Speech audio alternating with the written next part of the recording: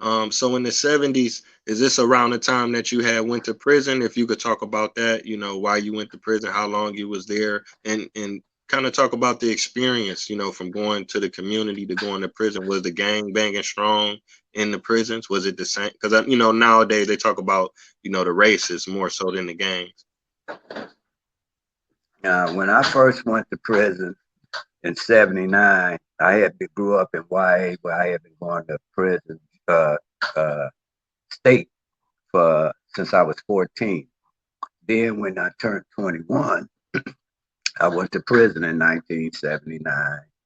And when I got there, the tables flipped because now you got the BGF, Mexican Mafia, Aryan Brotherhood, the Muslim, Sunni, and unorthodox, and the police all fighting to kill Crips. Now we're the hunt. We were the predators. Now we the prey. So we had to fight for survival.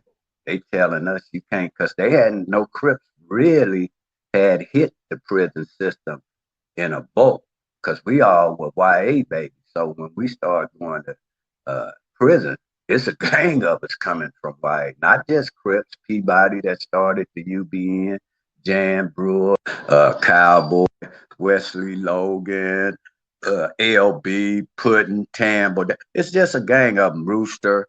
And so when we go to prison, we had to fight the whole prison. They telling us to tuck our rags because now at that time you could wear blue and red in prison. Now they wasn't up on it. They only had like 13 prisons at that time. Now they have 33 after this new industry. Prison has been created to help perpetuate this new industry. They created new laws. So when we was in there, we had to stay together because they had tricks where they could sneak into your cell, hit your light switch the way you turn the switch on, and your whole cell blow up. Or like in San Quentin, they'll cut your bars and slide up in your cell and be up under your bed when you come in there and kill you. They killed my boy Love when we was in Palm Hall, where they could make spears out of newspaper and poke you from the cell, because when you wet that newspaper, it turned hard when you let it dry. And they had tried to stab to show you how the police mentality was in Palm Hall, where they made America and Me. We was getting 2 packs of cigarettes to sit on the yard while they used the yard to film that. So on one tier you got the Crips, the next tier the BGF, the next tier the Mexican Mafia, another tier might be for others, because you had to say where you was because it was segregated yard. So we go on the classification, and you only got on your underwear and maybe some slippers and your handcuff when you come out in the shoe program, security housing units.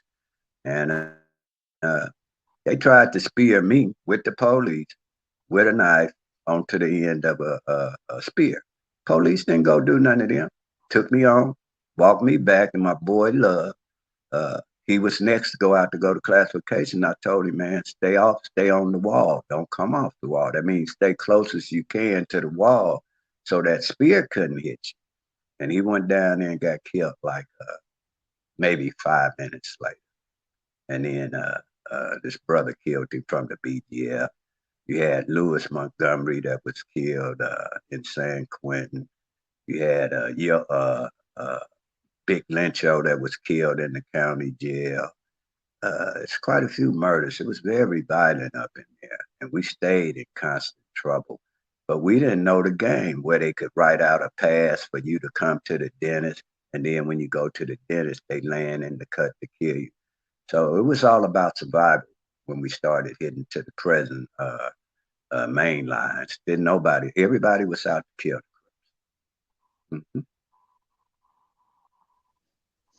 Man, I appreciate you sharing that. I mean, because a lot of times people take it for granted, when they in the streets and they doing certain things, and then they get sent to the prison system, they not prepared. A lot of time that people fall victim. It's unfortunate. Yeah, well, back then, you couldn't just go to prison for selling no dope, stealing. No, you had to have did something to really go to prison. You got to remember, this is right after George Jackson, the Soledad brothers, uh, San Quentin 7 or whatever. So they were very well known, and it was tough up in there, man. It was brutal. It was very brutal up in there. Very, very, very, very. Right, right. I'm glad you spoke on that because earlier you said, like you say, it was 13 prisons initially. Initially, now it's 30 prisons, so it's to the point where it's an industry now where they can make money. They can ration off cheap labor, get black and brown people to do their work, for a very, very low price. And a lot of our people, they don't understand that. You know what I'm saying? While we in the streets Yeah, fighting and each tough other. on crime. Once Clinton and when it endorsed the California three strikes law for to win his election, they started realizing that tough on crime garnered votes. And from there, they started creating laws and legislation to create a bigger net to lock up youth and people of color. Because in California, I'm the first one to ever get out up under the California three strikes law after being framed by police for $2 worth of drugs. I got a 35-year to life sentence, and I got a reversal in '97. And I gave a pledge. I'm also an author, and y'all get the book, uh, The New Slave Ship, Three Strikes You Out, by Melvin Farmer, The New Slave Ship.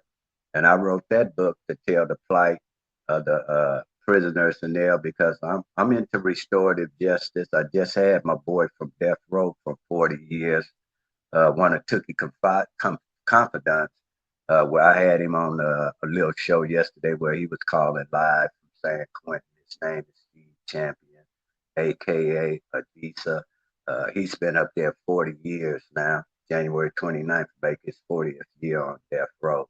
I got like 20, 25 partners that are up there on death row. And once again, it goes back to where we don't want to. I want to give information that could save a youth from fooling around and losing their life in a multitude of ways to where it wasn't worth Okay, okay. Now, what was the name of your book again, and where can they find the book at? it.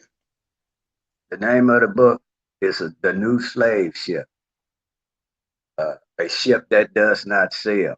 Three strikes you in. You can order it Barnes and Noble, Amazon, Milligan Books, my publisher. Or if you want one signed, you can contact me personally. My number is 760-575-6848. I sign it and send it to you personally. So that would help. Because, like I say, at the end of the day, when you get this age and you don't messed off your life and you got a record, you get at the point where you're too old to work, too young for Social Security, and you're stuck right in the middle.